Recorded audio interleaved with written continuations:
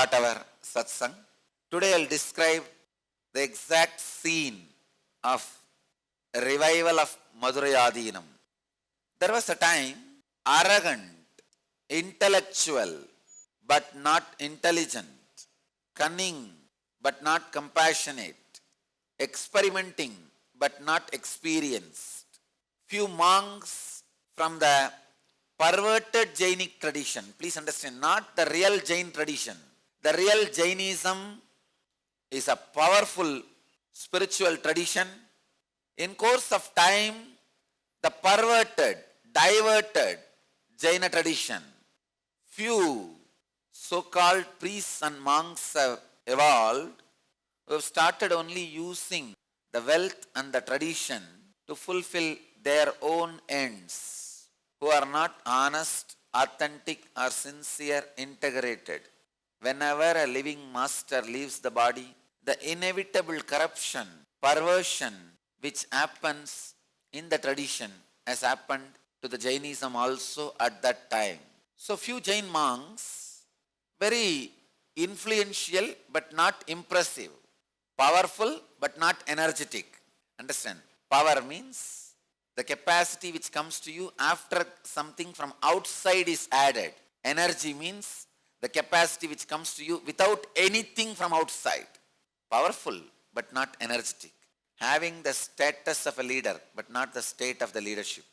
Those few fellows were ruling the country and misguiding the king, poor king unfortunately, because no other option. He was also obeying them, listening. And these few perverted priests and preachers slowly started grabbing the whole country. The very growth of the country started getting disturbed and destroyed, detracted by these few Jain monks. Queen of the king, wife of the king, Mangayar Karasyar, a great lady, woman, stature of a sage, still worshipped in all Hindu temples of South India as one of the enlightened saints of Saiva tradition.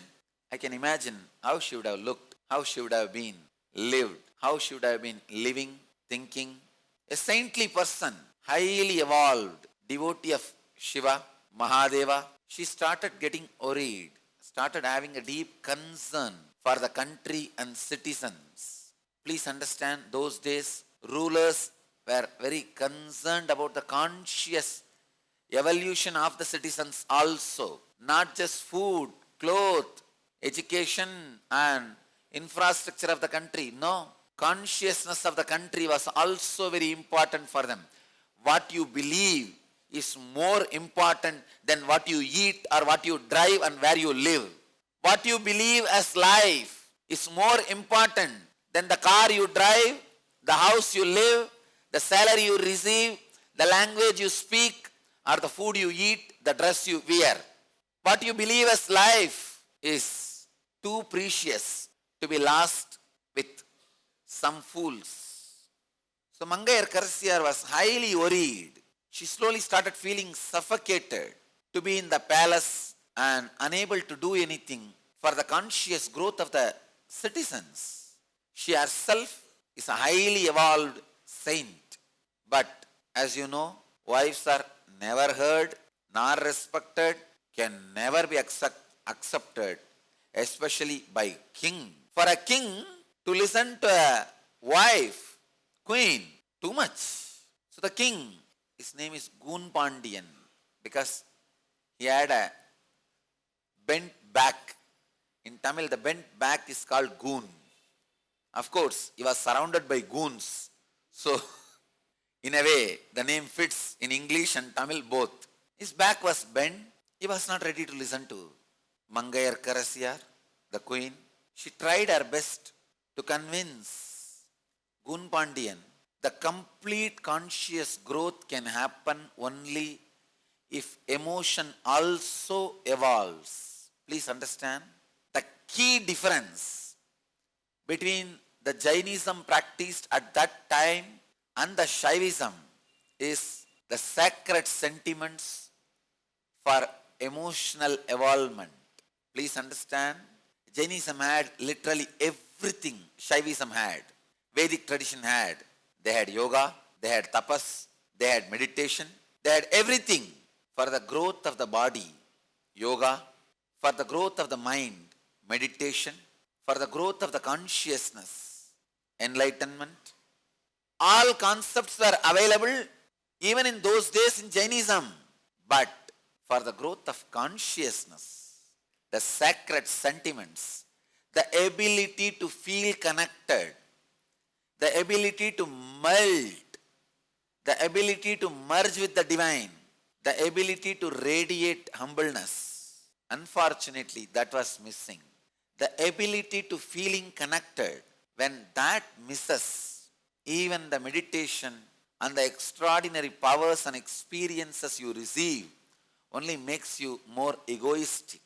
It only makes you more egocentric, more arrogant, more abusive.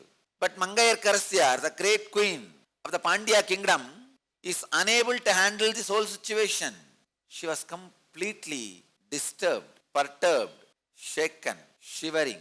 She slowly asked the king, "O Lord, you are suffering with hunchback, this bent back for such a long time. Can I invite a young healer from Tanjore district, from Chola kingdom, who is well known for his healing powers?" The king's eyes have slowly opened wide. He said, "Is it so?" He was thinking, contemplating. But the moment Mangayar Karasyar said, "He is from Shaiva tradition," "No, no, I don't want to meet anybody from Shaiva tradition. Leave it." King said no. Mangayar Karasyar could not say anything. She just left it. But again, after a few days, she asked the king, "O Lord, why don't you at least ask these Jain monks who are constantly putting all different ideas into your head, who are bending your brain also, to straighten your back?" King said, "All right, I'll ask them." He called those few monks. They came and they tried as usual. Some chanting this, that, nothing worked. And they only were giving empty words. "No, no, life is impermanent. Your body itself is impermanent. Why do you want to straighten it? Whether it is straight or bent, anyhow it is going to be burnt." Understand?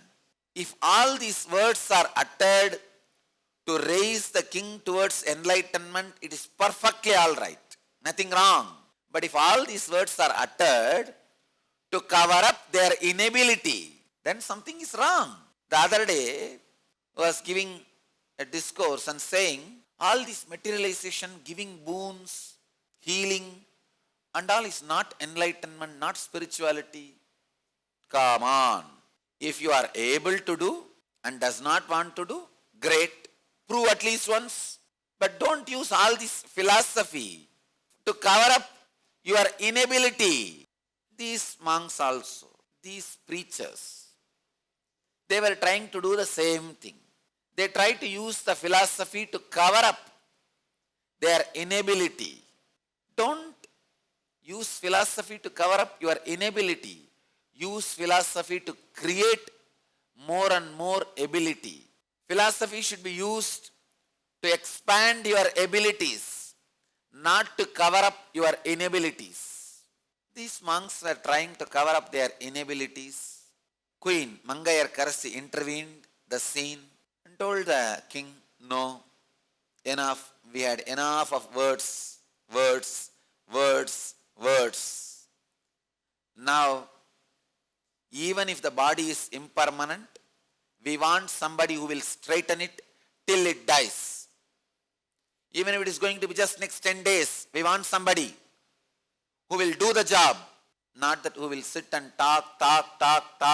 It's like your car has become repair. You take it to the shed and you tell him to repair it. That fellow sits and gives you a discourse on how the world is impermanent. Why do you need a car? Why do you first of all need to walk? Why do you come out of your house? Why don't you sit inside your house itself? We have not come to the car shed for listening to a discourse. We have come to the car shed to get our car repaired. Our great intelligence, the Mangayarkars intervened and told those preachers, no, we don't want any more empty words. We don't want to listen to any more the empty discourses. No, we want result. Finally, the queen was able to convince the Gunpandian, the king, to invite Thiruñana Sambandar, the great saint, the young healer from Chola kingdom. Finally, the Gunpandian thought, all right, anyhow, why not give a try? She talks so much about him. Gunpandian also knows all the husbands, even though they don't listen to their wives, they know their wives are more intelligent than them. Inside their heart, they know we may not listen to her because of our ego and ideas, but she is intelligent. They know. So finally he thought, all right, why not give a try? Finally, Mangayarkars just took the nod of Gunpandian, sends a grand invitation with a palanquin, all the traditional paraphernalia to invite Thiruñana Sambandar, the great saint. The invitation reaches Thiruñana Sambandar. He was exactly in the same situation when I was offered to accept this Madurai Aadhenam throne.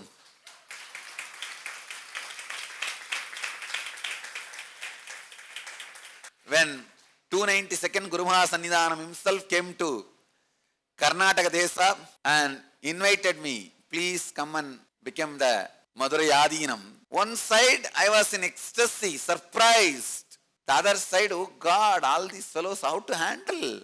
There are so many preachers, perverted preachers, who are sitting on empty books, who will come to fight with me. How to handle? But finally, Jnana Sambandar decides to accept. The moment Jnana Sambandar accepted the invitation in the other country, these priests have started shivering, literally shattered. They are preparing for the protests. The meeting is going on in their mutts. All of them have gathered, passed a resolution. Jnana Sambandar has a big hair. How can he be a saint? A monk should have a shaved head. All these great loose discussions are going on. And even the people who were around Thiruñana Sambandar, a great saint, Tirunavukkarasar, he was staying with Thiruñana Sambandar at that time. Even he said, oh Lord, why don't you reconsider your decision to go to Madurai? Now the time is not proper. King is also not in tune with the teachings and philosophy you are giving. Please, why don't you consider? Even he was discouraging. It's like a opposition from externally and some opposition even from the friends and the well-wishers. But Thiruñana Sambandar, he knows what he is doing and he knows what he has to do. He knows what he is doing. He knows what he has to do. He knows his avataric mission. He says, I am coming. And he remembers Shiva and all the 9 planets, Navagrahas, sings the beautiful verses on them, asking for their divine protection and Shiva's grace. It's called Kolaru Padigam. These verses are beautiful verses to remove all the negativities, negative effects by planets. We can listen to at least one verse from the Kolaru Padigam. Veyuru Tholi Vangan Vidamunda Gandan Meganalla Venai Dadavi. The meaning, beautiful meaning, let me translate for you guys. He says, Shiva, who has Devi as part of himself, who has swallowed collective negativity, the Alagala poison. He has swallowed even the whole collective negativity, Alagala poison. That great being, Shiva, Mahadeva, who has destroyed all negativities, when he is sitting in my heart, in my being, how can this 9 planets small negativity can hurt me. They will do only good to all the devotees of Shiva.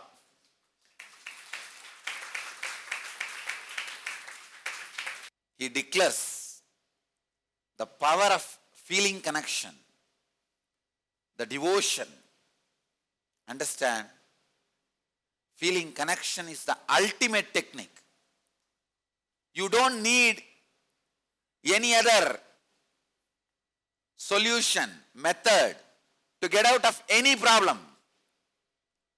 Problems of planets, disease, negativity, black magic, anything. Jnanasambandar knows that one feeling connection is enough. He says beautifully, Veyurudoli vangan vidamunda gandan miganalla veenai tadavi maasaru tingal gangai mudimel aninden ulame pugunda adanal ஞாயிறு திங்கள் செவ்வாய் வியாழன் வெள்ளி சனிபாம்பு இரண்டு முடனே ஆசரு நல்ல நல்ல அவை நல்ல நல்ல அடியார் அவர்க்கு மிகவே வேயுரு தோழி பங்கன் விடமுண்ட கண்டன் describes the beauty of Shiva, beauty of the shoulder of Shiva. See, now he is inviting Shiva to protect him, protect Jnanasambandar. So he is describing the beauty of the shoulders of Shiva. Veyuru doli bangan, the shoulder like bamboo, and which is hosting Devi. He is singing the masculine grandeur and feminine grace. The masculine shoulder which is hosting the feminine consciousness, who has swallowed even the collective negativity, the alagala poison, and he is sitting in my being. En ulame pugunda adanal, he is sitting in my heart. When he is sitting in my heart, all the grahas will only do good to me, will only do good to all the devotees. He sings 10 verses and decides to go to Madurai, accepting the invitation. In Madurai, he was received in a grand way by the Queen Mangayarkarasi. Now starts all the fight. The Jain preachers who are not able to handle the whole situation were shocked, shivering, shattered, blabbering. They don't even know what they are saying, just blabbering.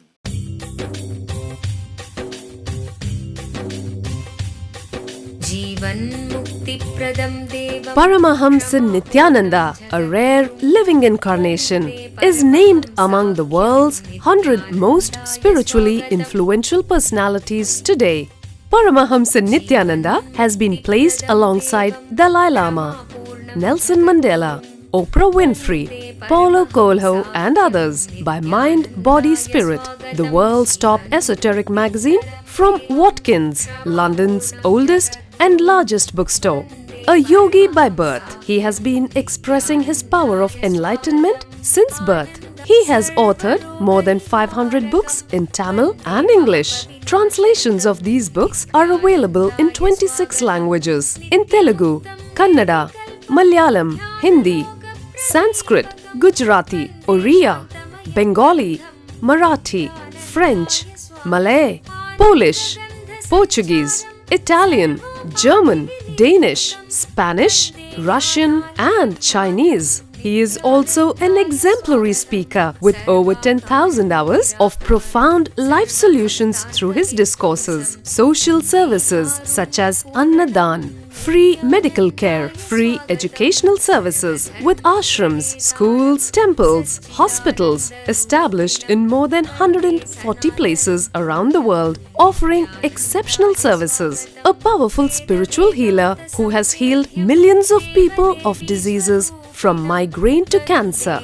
A Kriya Yogi who has formulated Kriyas for physical health and mental well-being, benefiting thousands. A living master who offers practical solutions for our everyday problems. He is the founder and spiritual head of Nithyananda Dhyanapeetham. A spiritual powerhouse who has revived the sacred Vedic tradition by establishing Vedic temples in places like Los Angeles, San Jose, Seattle, Toronto, Ohio, Oklahoma, Phoenix, St. Louis, Malaysia, Brazil, Paris, Guadeloupe, Dallas, New York, New Jersey, Atlanta, Calgary, Vancouver, Singapore, and places in India like Bengaluru, Hyderabad, Tiruvannamalai. A spiritual guru for 10 million followers, an incarnation who transmits the highest spiritual energy through initiation, a contemporary yogi who has revived the Vedic science of yoga worldwide through thousands of yoga centers, an adept in Ashtamahasiddhis, mystical yogic powers, who has effortlessly awakened the Kundalini of thousands and graced them with spiritual powers, a dynamic young guru who is an inspiration for thousands of youngsters, India's most watched spiritual guru